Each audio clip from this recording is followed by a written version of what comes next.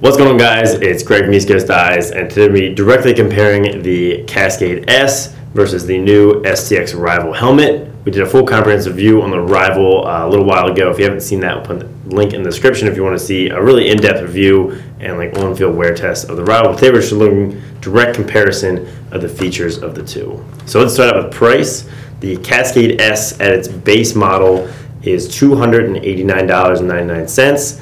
where the STX Rival is $249.99. So at their totally base level, which these two are not, the Cascade S is definitely a good bit more expensive. But if you step up to this satin finish, this chrome finish, the Rival is going to go to $349.99, and the Cascade S is going to go to $359.99. So once you're at the higher end finishes, they're pretty close in price. So on that one, the Rival is going to win, much cheaper at the base model, which is your standard molded colors. Once you step up to the more increased customization, you're going to see the prices come closer together. One other thing to note on the Rival, there is no cost for face mask upgrades. So like this pearl white or chrome doesn't cost any additional. We're going to have to pay like 20 bucks to get a chrome face mask on the Cascade helmet.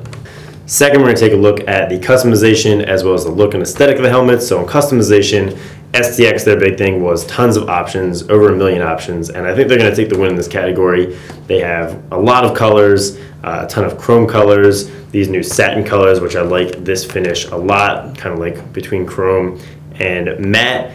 They just have way more color options than the Cascade helmet. Cascade does have some nice chrome options, some nice matte options, but not nearly as many as STX. But one thing they don't have is when you customize the helmet, you can't get any decals, where with the Cascade helmet, you can get mohawk, visor, chin decals, those kinds of things come custom stock on your helmet when you customize it with their online customizer.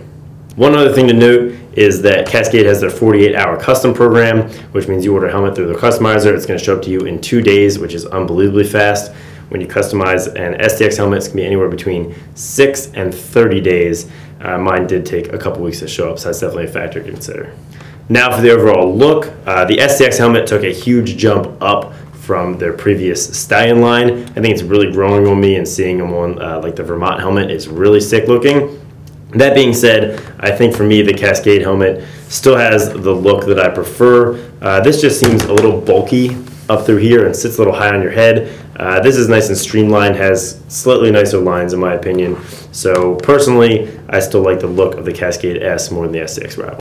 Moving on to comfort and fit, I've worn the S a lot, and I've worn this one on the field a little bit. So they've got their air fit system for the shut helmet, where you pump it up and you can release the air and it kind of tightens it all around your head, which is nice. And then obviously both have interchangeable jaw pads, which is pretty standard for helmets at this point, where Cascade has the fit on this back adjuster right here, which just tightens it in back on your head just like that. They have two sizes for the STX helmet, which is nice, a small, medium, and a large XL, where Cascade just has the youth, and then a one size fits all for their men's option. Overall, I did feel like the STX helmet was really, really snug and fit really well. And I like that it had the small medium because I have a smaller head, but the forehead pressure was just really uncomfortable, and I didn't wear it for too long, and it was just starting to hurt my forehead already. So I think I'm going to give, for me personally, comfort and fit to the Cascade helmet. I just really like that system and how my head sits nice in the helmet, but that could be different for different head shapes and sizes. Next up is something people have talked a lot about, and that is the weight. So the Cascade helmet is going to come in at 2.4 pounds, where the STX is 2.95 pounds. That's almost half a pound difference, and you can really feel that in your hands. Like once you hold the Cascade S, the Rival really does feel very, very heavy, and sitting up on your head all game, you are going to start to notice that. So weight, clear advantage, Cascade S. For ventilation, this is something that both helmet companies have talked a lot about, and that makes a lot of sense because it's very important. That was a big improvement from each of the company's predecessor models. So STX talked about they improved ventilation a ton from the Stallion, which I'm sure is true, but just looking at the two helmets, you can very clearly see there is tons more open space in the Cascade S. I mean, you can see through a significant portion of that top shell. They both added vents to the back to help some ventilation come out the back, and I think STX might even have a little bit more coming out the back, but on the top definitely seems like the Cascade helmet takes the win. I'm sure you could run a wind tunnel, come up with an actual statistical winner, but just judging from the way I feel about it, I think the Cascade has a little bit more ventilation. For protection, this is something I probably can't pick a winner in or even talk too much about like actual numbers and statistics. They're both NOC approved, which means they're both safe enough to be on the field. And that's the big thing you have to worry about. STX was shut, obviously some football technology there, but their big thing is their proprietary TPU system.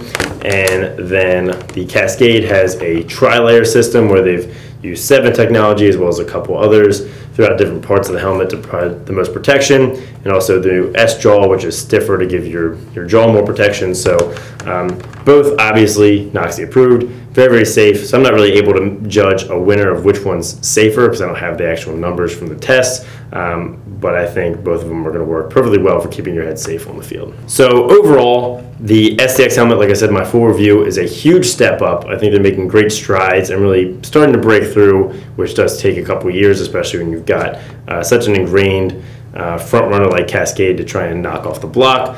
They made a lot of improvements, but for me, if I was buying a helmet or was wanting to have our team order one, I think the Cascade S would be what I would want to wear. And it's probably what I'll continue to wear on the field as I have games this fall. But a great contender in the STX helmet, and I'm really looking forward to a nice helmet rivalry here because at the end of the day, competition is great for the consumer. It drives quality, performance, and innovation up and price down. And at the end, we all benefit by having better helmets. So thanks for watching, guys. Make sure to comment down below what you like more, the Cascade S or the STX Rival, or what you'd like to see each one improve. Like if you liked it, subscribe if you haven't, and have a great day.